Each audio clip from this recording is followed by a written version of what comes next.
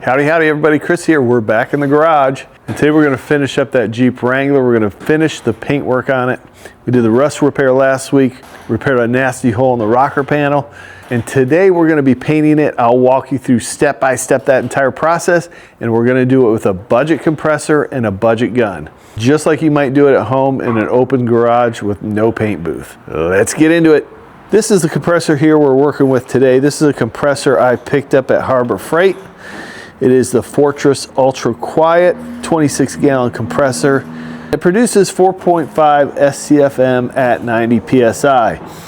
This thing works fantastic. I haven't done an overall paint job with this, but I painted 3 or 4 panels at a time, no air fluctuation, and it performed beautifully. I think maybe if you were painting an entire vehicle, you're probably gonna get some air fluctuation when you're painting.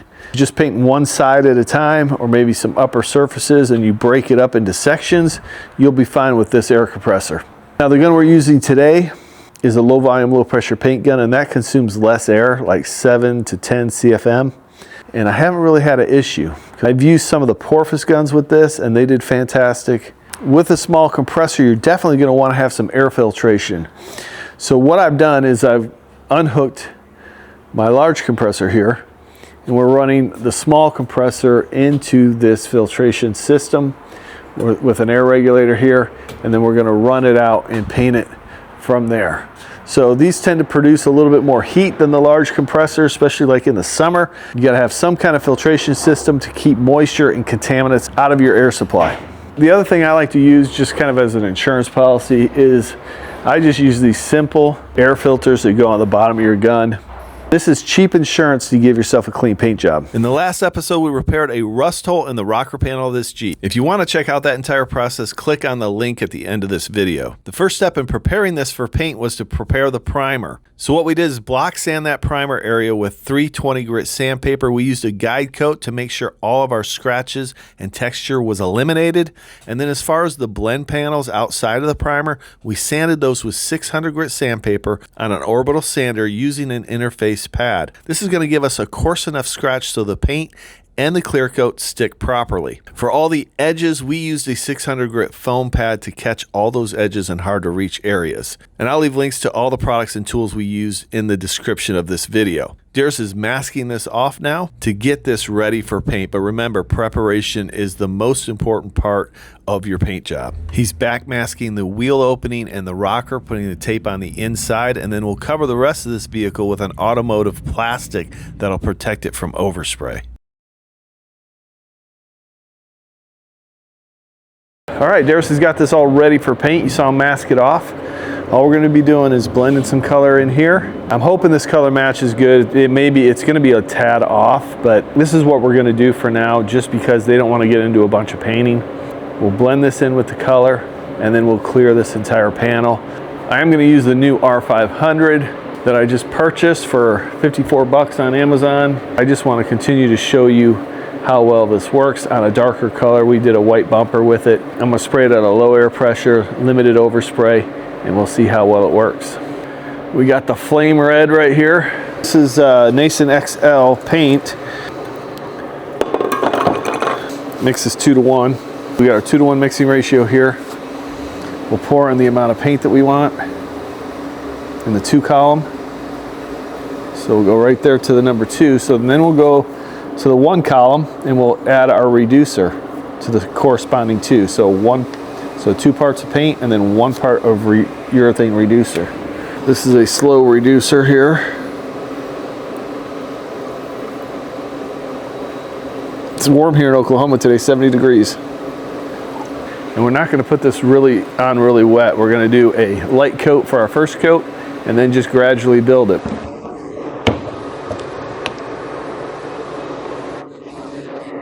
This is the compressor we're using right here. Picked this up at Harbor Freight.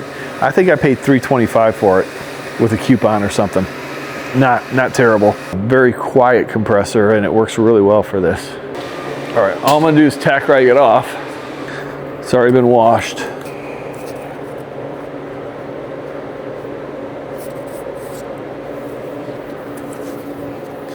We won't be getting any color out here, hopefully.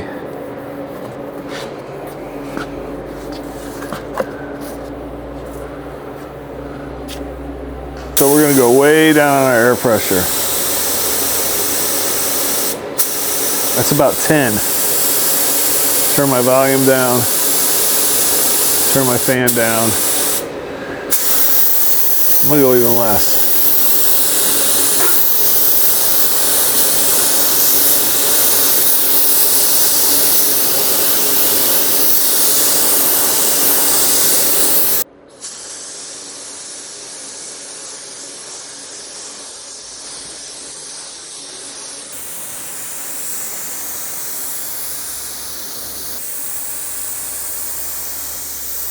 Look how there's very little overspray.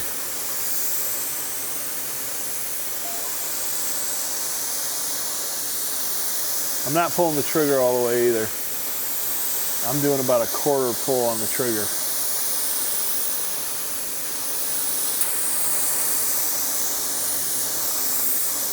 Now that is a full pull on the trigger actually.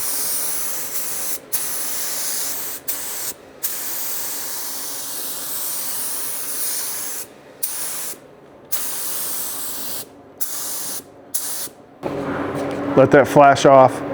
Repair looks good though. Now those are the holes I'm going to fill with some foam tape. I don't want anything blowing out of those holes when we clear it. That's could create dust or something of that nature. It's a little bit bright, but once I get a couple more coats on, that might calm down a little bit.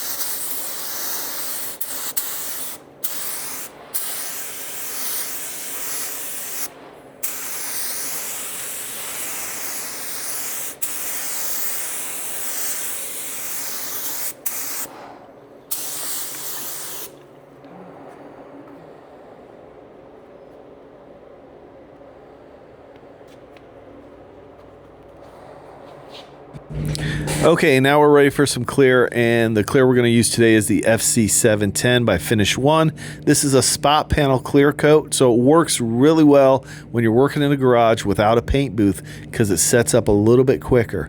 Now, it doesn't have quite as good a flow, so it doesn't flow out really good, so you want to spray it how you want it to look on the last coat. We're using a slow activator that's going to help to flow out just a little bit better using a slow activator. Want to make sure our lid and our cap are on tight, and we're ready to spray. All right, we got the FC710 clear coat in here. We're going to set it up for clear coat.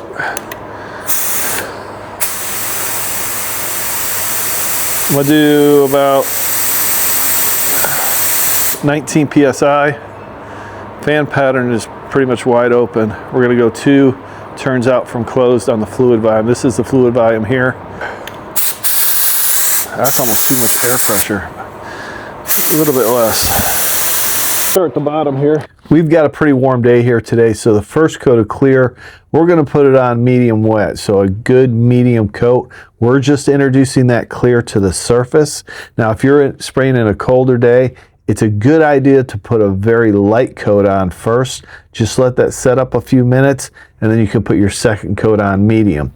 For the first coat of clear, I'm not expecting it to be absolutely perfect. We might have a few little dry areas, a few imperfections, but that'll all get cleaned up on the second coat of clear, so don't be concerned about that. Now, as far as the technique to spraying clear coat, you want to overlap your passes about 80%. You want to have a consistent speed and a consistent distance from the panel at all times. And as you can see, after the first coat, came out very nice. You're going to see a couple little dry areas, but that's okay. We'll hit it a little bit harder on the second coat. I'll let this first coat set up about 10 to 15 minutes before we apply our second coat.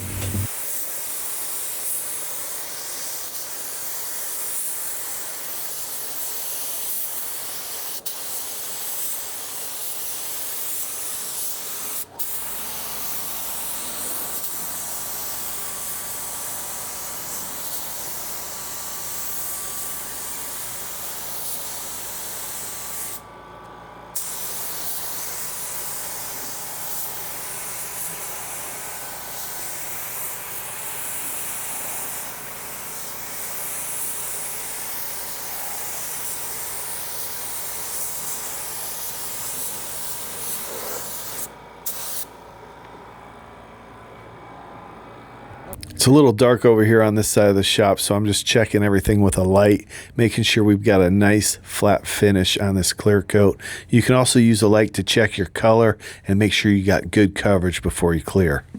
Just a quick little job here with a small compressor and a budget-friendly gun, and we've got a nice, beautiful looking finish.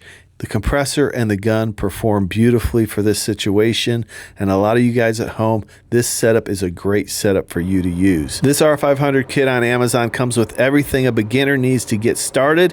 It's a great quality gun for a beginner, and it puts out a beautiful looking finish. You get 4 tips and needle sets, a regulator, a PPS adapter, and the disposable cup system. I really wish I would have got some footage of this Jeep all done, but after we buffed up the door, the color was very acceptable. It was actually a very good match for the age of this vehicle. Listen, I really hope you enjoyed the series on this Jeep, the rust repair and the painting. If you have any questions, leave them in the comments below. I'll try to answer them. If you're looking for a detailed digital guide on how to spray clear coat, how to blend base coat, or any other topic, I have those available at GarageNoiseGear.com. Be sure to check them out. Remember, your project won't get done unless you get in the garage and make some noise. I appreciate each and every one of you watching, and we'll see you on the next episode of Garage Noise.